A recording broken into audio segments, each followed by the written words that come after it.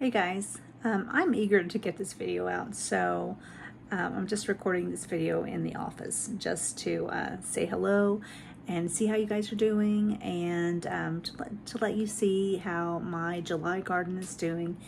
And I recorded this video a few days ago, and so there's been some changes since then. Today I went out there and I saw some insect damage, so I've trimmed some things way back, and some things look really different, but you'll get to see how it looked like 3 or 4 days ago.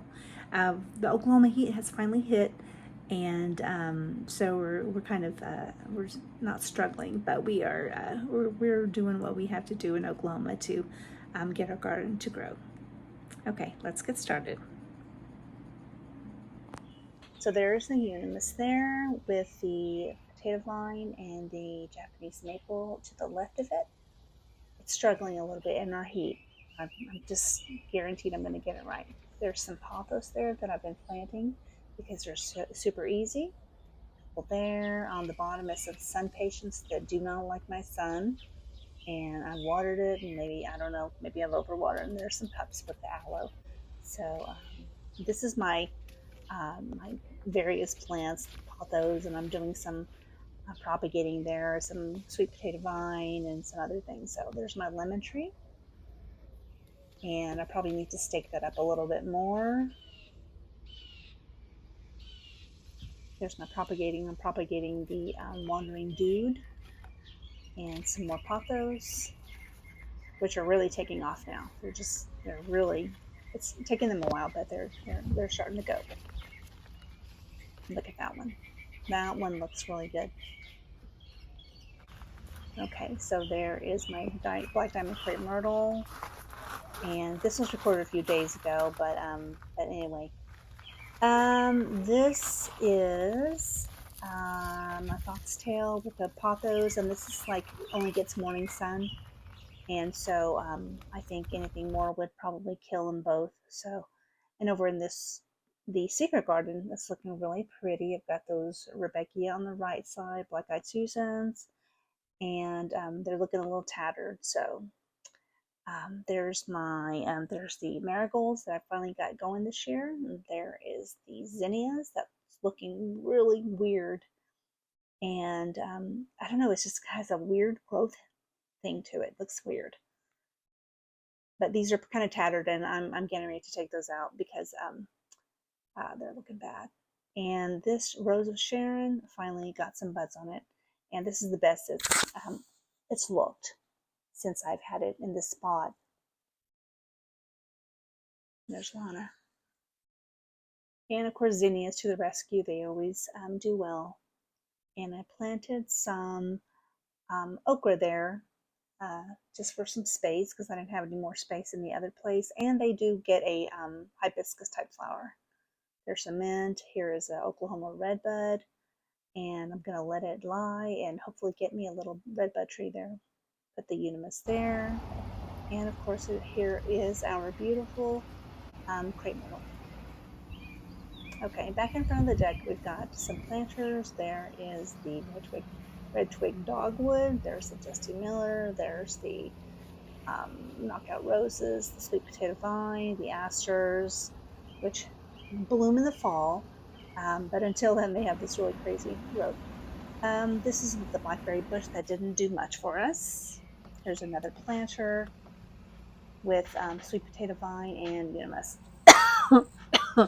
And I think it looks really, really cute together.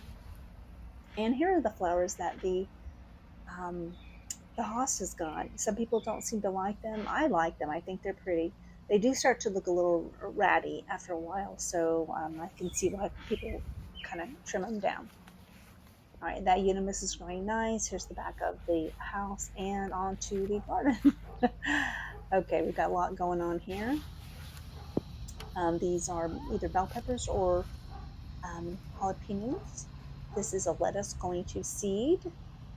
Those are cucumber, and I think those are the bell peppers. Either bell pepper or jalapeno. I'm not sure which. We're going to find out soon, though. And there are some carrots there that are not being very nice. I mean, not being nice, but not really growing. And those beautiful vincas. Oh, grow a vinca if you need a helpful flower. Okay, or a pretty flower. Okay, here we go.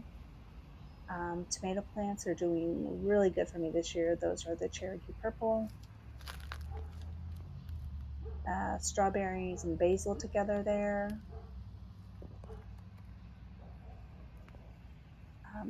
Cherokee wax green beans there on the bottom, which I've gotten a few handfuls of, which I so appreciate.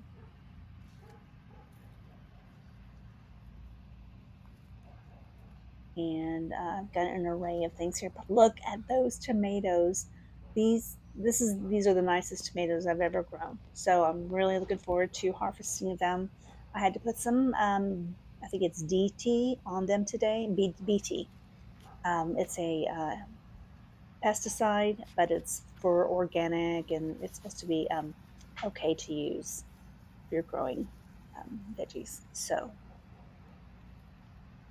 but I've had a lot of critters in this heat, so I was like, I am not taking any chances. I'm going to spray some of that on there. So that BT, so pretty. Look how big. I'm so excited. And I've got some mint in there, and I'm wondering if that mint has kept some of the critters away, because this has been going rather well. I haven't seen any hornworms. I haven't seen a whole lot of other things on there. So let's just, keep our fingers crossed, prayers up to God. Hopefully it's going to work out. There's our chase tree. Beautiful buds there. Beautiful blooms. I think they're purple or lavender. There is my crepe myrtle tree, and it's beautiful. I'm growing it as a bush. But it's gotten scale on it, and so I had to scrub it, and I haven't gotten all the scale off, but I went ahead and got a bunch off, and I went ahead and sprayed it with a lot of neem oil today, and hopefully that's going to really help, because the bark has gotten dark. It's got those little white ickies on there, and it was a mess. Here is the moon garden, and I call it that because of the shape of it. And I've got the white Natchez tree in there, and all these bright flowers. The Rebecca, Black-eyed Susans. This was a few days ago, and I chopped it down because it got caterpillars all over it. Anyway, there's some alyssum for us, and there's some peppers there. I think those are jalapenos. And the yarrow there, the blooms turn brown once they're done. And I thought I would just leave them on there, call them chocolate. And there's the purple salvia, which I've trimmed recently because it was going wild. And I've left some zinnias in the middle because I thought, why not? It'll be so pretty. But it's been kind of annoying to mow around them, so I may not do that next year. So, but I've gotten various colors. I've got the pink there, what I like to call that fuchsia, and orange, and I love this buttery. I call this a buttery color. I think this is really pretty. All right, there is the Chinese pistache tree that I'm trying to create a new lead for, because who sold it to me, they cut off the lead and the tree was kind of split. So I'm starting a new lead with that green stick there. I think it's going to work. I've seen other gardeners do it on YouTube, so I think it's going to be fine. And this is finally taller than me.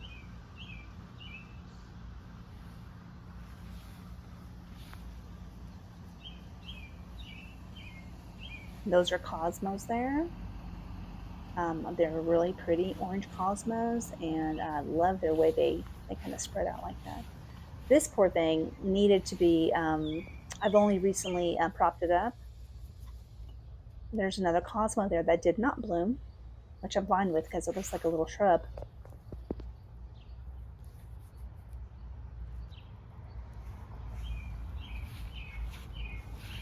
And there's the moon garden. And that little mulberry tree right there, I've just trimmed it down because it was getting some kind of fungus on the leaves, and I thought, well, let's do this. There's Grayson, and that's a cute little item I got. I just thought it was so pretty. I thought I would share it. Okay, so to the front yard now. I'm not a whole lot going on here, but I'm trying to fill this area up. It's not very deep. There's concrete like 3 or 4 inches down, and so it makes it hard to plant there. I love my little lollipop bush there, and I finally got some purple heart, and these are both dianthus. And I did have circle beds there that I've taken out to simplify my gardening, and I'm just leaving that tree there. That is an elm. And finally, this is the Rebecca slash zinnia spot, which I think is just beautiful. That's all I have, guys, for today. Let me just bask in the glow of that beautiful plant there. And y'all have a great day. Bye.